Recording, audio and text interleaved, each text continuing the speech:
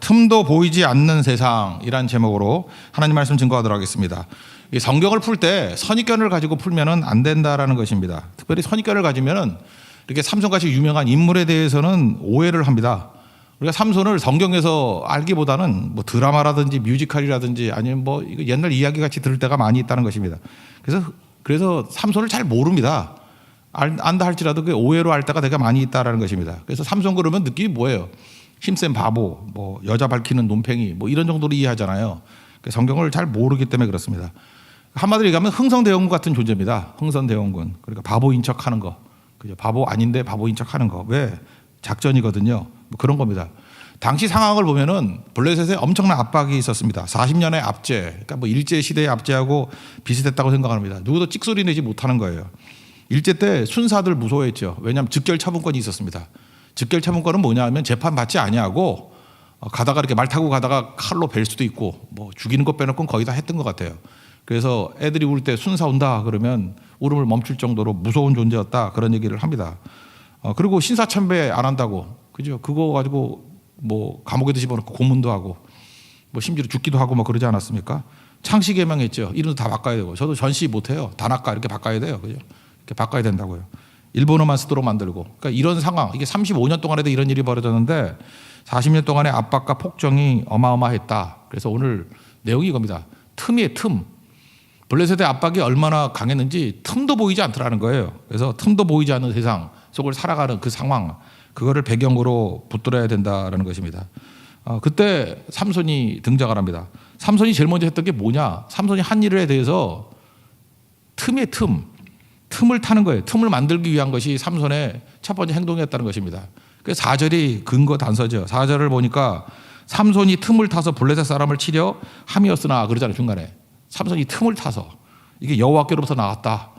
이게 지금 삼손의 일탈 행위가 아니라 하나님께서 작전을 주신 거예요. 이렇게 하라고. 그리고 그 내용이 뭐냐 하면 이렇게 숨 막히는 상황 속에서 삼손 네가 틈을 만들어라. 틈새 속에 들어가라. 그게 네 첫 번째 할 일이다. 이렇게 얘기했다는 것입니다. 어떻게 할 수 있죠? 이 모든 것을 주도한 게 주의 성령이라니까요. 주의 영이 주도했죠. 먼저 13장 25절 끝에 보세요. 뭐라고 되어 있어요? 여호와 영이 그를 움직이기 시작하였더라. 그리고 14장에 나오잖아요. 그러니까 이 모든 것들을 주관하신 분이 누구예요? 하나님의 영, 성령께서 주관하셨다. 그런 얘기입니다. 일반 기도원 같으면 어땠어요? 성령이 임하니까 나팔 부니까 사람들 모였잖아요. 32,000명이나. 근데 이때는 모일 사람도 없다라는 거예요. 얼마나 압제가 심했는지. 그러니까 독재 같은 뭐 그런 그 폭정이 있었다라는 것입니다. 그래서 나팔 분다고 모일 사람도 없고 그냥 틈이 없는 거예요.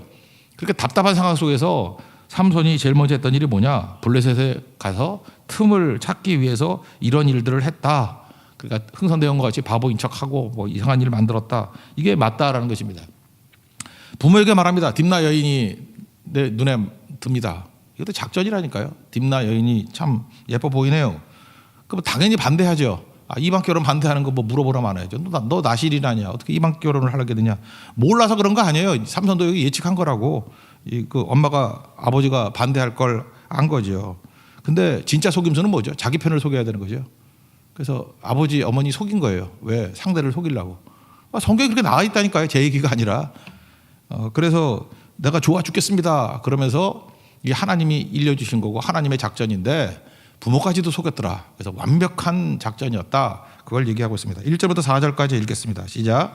삼손이 딥나에 내려가서 거기서 블레셋 사람의 딸들 중에서 한 여자를 보고 올라와서 자기 부모에게 말하여 이르되 내가 딥나에서 블레셋 사람의 딸들 중에서 한 여자를 보았사오니 이제 그를 맞이하여 내 아내로 삼게 하소서 하매 그의 부모가 그에게 이르되 내 형제들의 딸들 중에나 내 백성 중에 어찌 여자가 없어서 내가 할례 받지 아니한 블레셋 사람에게 가서 아내를 맞으려 하느냐 하니 삼손이 그의 아버지에게 이르되 내가 그 여자를 좋아하오니 나를 위하여 그 여자를 데려오소서 하니라. 그때에 블레셋 사람이 이스라엘을 다스린 까닭에 삼손이 틈을 타서 블레셋 사람을 치려 함이었으나 그의 부모는 이 일이 여호와께로부터 나온 것인 줄을 알지 못하였더라. 보세요. 블레셋이 엄청난 틈도 주지 않는 학정을 했기 때문에 틈을 타기 위해서 이런 거를 짰다는 거죠. 근데 부모는 이걸 몰라가지고 반대했다. 뭘 몰랐어요? 여호와께로부터 나온 것인지를 알지 못했다. 이 모든 걸 주도하는 게 누구예요? 여호와께서 주도하셨다. 하나님께로서 나온 작전이다. 이런 얘기였다라는 것입니다. 그래서 이걸 통해서 우리가 두 가지를 할 수 있는 거죠. 그 틈을 만들기 위해서 했던 일이다. 또 하나는 하나님께로부터 시작된 일이다. 그러니까 이건 성령이 하신 일이다. 이렇게 얘기한다는 것입니다. 그러니까 무슨 뜻이에요? 틈도 없지. 대적에 들어가서 틈 만들어. 그죠? 틈부터 만드는 일이 필요한 거야. 패배 의식에 빠져 있지 말고 뭔가 해. 가가지고 틈새를 만들어. 틈새 전략을 써. 뭐 이런 거죠. 다니엘 때도 그랬잖아요. 다니엘 때도 얼마나 바벨론 느부갓네살이 셌습니까? 그래서 숨도 못 쉬게 만들었잖아요. 뭐 우상 숭배하게 만들고 우상에 바쳐진 음식 아니면 먹지도 못하게 만들고. 그러면 상황 윤리를 가지고 이 상황에서 어찌 뭐 죽으란 말입니까? 그러지 않고 뜻을 정하고 틈을 찾잖아요. 틈을. 그래서 그 아리옥한테 가서 청하잖아요. 그죠? 우리 그냥 채소만 먹겠다고. 열흘 동안 시험해 보라고. 얼굴 팽팽하고 피부 주우면은 이긴 거고 아니면 말라고. 그랬더니 그 틈이 나오잖아요. 그죠? 그 호의에 의해서 틈이 나오잖아요. 그래서 그 싸워서 이겼다. 그런 얘기 아니에요? 그러니까 상황이 이렇다고 죽치고 앉아서 그냥 눌려있지 말고 틈 만들고 가라는 거예요. 에베소도 보면은 마귀에게 틈을 주지 말라 그러죠. 그래서 마귀가 틈을 주로 탔는데 여기서 마귀의 틈을 찾은 유일한 사람이 삼손이야. 삼손 멋있어요. 그죠? 마귀의 틈을 타잖아. 마귀가 아차 당했네 이러잖아요. 그죠? 주로 우리가 당하는데 이때는 마귀가 당한 거예요. 좀 좋아해봐요. 좋아해봐. 그죠? 되게 좋잖아요. 이거 얼마나 좋아. 그죠? 삼손 훌륭한 사람이에요. 그죠? 마귀의 틈을 헤집고 들어가서 마귀에게 카운터펀치를 매기는 그런 사람이었다. 이게 1절부터 4절까지 얘기를 하고요. 그 다음 5절부터 9절까지 내용은 뭐냐면 하나님께서 지금 함께 했다라는 거에 대한 증거가 없잖아요. 증거가 없으니까 하나님의 능력을 내려주시는 것, 사자 찢어 죽이는 거, 그게 능력이 임했다 그런 얘기고, 또 하나는 하나님께서 어떻게 틈 타서 승리하게 만들지 하나님의 전략을 듣는 거라고. 그러니까 하나님의 인도하심과 또 하나님의 섭리를 깨닫게 되는 과정이 5절부터 9절까지 간단하게 나와 있습니다. 아직은 자기가 능력이 임한지를 모르는데 하나님의 영이 강하게 임해서 염소 찢어 죽였다 이런 얘기죠. 이거는 뭐예요? 부모에게 말하지 않았다 그런 얘기는 뭐죠? 하나님과 삼손만 아는 일이었다. 이걸 계속 강조하고 있어요. 하나님과 삼손만 알고 있는 숨긴 전략이었다. 숨은 전략이었다. 하나님의 능력 주시고 이런 전략을 알려주셨다. 이게 핵심이라고요. 성경의 흐름을 보라고요. 그게 논지의 논지. 5절과 6절을 읽겠습니다. 시작. 삼손이 그의 부모와 함께 딥나에 내려가 딥나의 포도원에 이른즉 젊은 사자가 그를 보고 소리 지르는지라 여호와 영이 삼손에게 강하게 임하니 그가 손에 아무것도 없이 그 사자를 염소 새끼를 찢는 것 같이 찢었으나 그는 자기가 행한 일을 부모에게 알리지 아니하였더라. 이거 객기 아니라는 거 알 수 있죠. 뭐예요? 여호와 영이 삼손에게 강하게 임해서 성령 때문에 행했던 일이라고요. 사자 찢어 죽인 것이. 그러고 난 다음에 또 다시 갔죠. 이제 한번 또 간다고. 가다 보니까 자기가 찢어 죽인 사자, 주검이니까 시체죠. 사자의 시체를 보니까 꿀이 있었다고. 그 꿀이 있었다고. 그거 먹고 부모님에게도 말 안 하고 줬다. 근데 우리는 항상 이걸 율법적으로 생각해서 나실인의 규례, 그래서 시체 만지지 않는다, 뭐 이런 거 하지 않는다, 뭐 잠깐 이런 식으로만 해석을 한다고요. 그러니까 답답해 미치겠어요. 그냥 정답만 가지고 끼워 맞추려고. 성경을 읽지도 않고 형식적으로만 맞추려고 그러니까 문제가 있죠. 이거 주께서 시키셨다니까요. 성령께서 시킨 일을 하는데 자꾸만 일탈행위로 생각하면 안 되죠. 여기서 지금 뭐 나실인의 규례를 어겼다가 핵심이에요. 한번 읽어보라고. 나실인이 그걸로 해석하라는 게 아니잖아요. 지금 성령께서 지금 이끌어 가셨다 그러면 그 내용만 읽으면 되는 거죠. 일전에 그 드보라 얘기할 때 드보라의 이름 뜻이 뭐라 그랬어요? 벌꿀, 그죠? 그래서 야엘은 또 뭐였어요? 염소는 젖이 나오잖아요. 그래서 가나안 땅을 젖과 꿀이 흐르는 땅 좋다가 아니라 이거는 영적인 의미라니까요. 그 젖과 꿀이 흐른다. 젖은 이게 우유가 나오잖아요. 우유가 나오니까 사랑이에요. 먹여주는 사랑이 있는 땅, 그게 젖이 있는 땅. 꿀이 있는 땅은 뭐냐 하면 공의거든요. 공의가 이루어지는 땅. 그래서 정의가 이루어지는 땅. 그걸 율법에서 뭐라 그랬어요? 저 사랑은 가난한 자가 얻게 하라. 그 다음에 공의는 억울한 자가 얻게 하라. 그러니까 여기서는 꿀이니까 뭐가 되겠어요? 블레셋의 압제, 이 나쁜 놈들이 정의를 다 깨버렸잖아요. 꿀이라는 게 강조하는 게 뭐죠? 드보라하고 똑같은 거라고. 정의를 세워라. 그죠? 블레셋을 물리치고 하나님의 정의, 억울한 자가 없는 하나님의 정의를 세워라. 뭐 그런 의미가 있겠죠. 그러니까 사자는 누구겠어요? 블레셋. 이제 해석이 되죠. 하나님께서 이렇게 보여준 거라. 사자는 블레셋이야. 세 보이지. 네가 찢어 죽일 거야. 그러면 그 주검, 블레셋이 깨지고 죽은 그 위에 뭐가 있어요? 꿀이 있다고. 꿀이 있다는 거 이거 메시지죠. 하나님의 공의가 세워지게 될 거야. 이거는 틈타게 만드는 전략을 알려주는 것과 동시에 이중적인 의미가 있어요. 하나님께서 주시는 메시지다. 그렇게 얘기가 나오는 거죠. 읽어봅시다. 7절 8절 읽겠습니다. 시작. 그가 내려가서 그 여자와 말하니 그 여자가 삼손의 눈에 들었더라. 얼마 후에 삼손이 그 여자를 맞이하려고 다시 가다가 돌이켜 그 사자의 주검을 본즉 사자의 몸에 벌떼와 꿀이 있는지라. 9절 손으로 그 꿀을 떠서 걸어가며 먹고 그의 부모에게 이르러 그들에게 그것을 들여서 먹게 하였으나 그 꿀을 사자의 몸에서 떠왔다고는 알리지 아니하였더라. 이게 뭐 죽은 시체에 있기 때문에 알리지 않은 게 아니라 작전이기 때문에 알리지 않았다. 그게 문맥 아니에요. 국어 시간이잖아요. 이거 읽어보면 몰라요?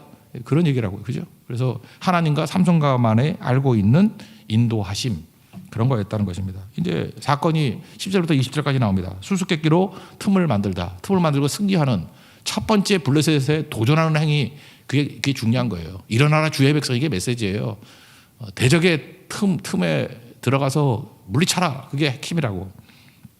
그러므로 이 행위를 갖다가 옛날 이야기 같이 하면 뭐라고 얘기해요? 이 장난치면 안 돼. 삼손은 뭐 하나님께 능력받아가지고 장난이나 치고 이 재미로 이루고 경솔하고 가벼운 인간이고, 그건 해석이 아니죠.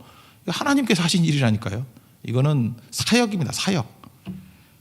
결혼하니까 들러리 서잖아요. 그게 문화니까. 들러리 30명 왔어요. 청년들이 30명이 왔어요. 그러니까 이게 이제 틈이에요. 이걸로 틈을 만든 거잖아요. 결혼식이란 틈을 만든 거잖아요. 그러지 않으면 블레셋에 어떻게 들어가?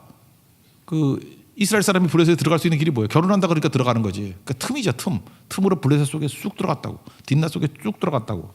그래서 수수께끼를, 들러리한테 수수께끼를 낸 거예요. 이거 맞추면은 속옷, 배옷 30벌, 겉옷 30벌. 그러니까 지금도 옷 30벌 그러면 비싼 거 아니에요? 그래서 내기 수수께끼를 했다는 거예요. 그랬더니 좋아, 그랬죠. 내용은 우리는 다 알고 있는 건데, 먹는 것에서 먹는 것이 나온다. 먹는 게 사자잖아요. 먹는 것에서 꿀이 나온다. 앞에는 좀 애매하죠. 먹는 것에서 먹는 것이 나온다. 이건 어려워. 근데 뒤에는 정답이 다 나오잖아요. 그죠? 강한 자, 사자. 거기서 뭐가 나요? 단 것이 나온다. 단 것은 꿀밖에 더 있어. 설탕도 있겠지만 그때 설탕 없었을 것 같은데, 그죠? 그렇잖아요. 이게 뭐 어려운 것도 아니죠. 그렇지만 체험해야만 아는 거죠. 이거 아니면 블레셋 사람들이 머리가 안 좋든지. 그러니까 이거 쉬운 거라고요. 그러니까 메시지하고 틈 만들기 위한 그런 거라고요. 우린 해석을 다 하잖아요. 강한 블레셋 같은 이 사자를 죽여서 공의를 세우다. 우리는 메시지까지 알고 있죠. 이걸 얘기를 했다라는 것입니다. 그래서 수수께끼 냈다라는 거예요. 그랬더니 좋다, 뭐 그랬던 얘기예요.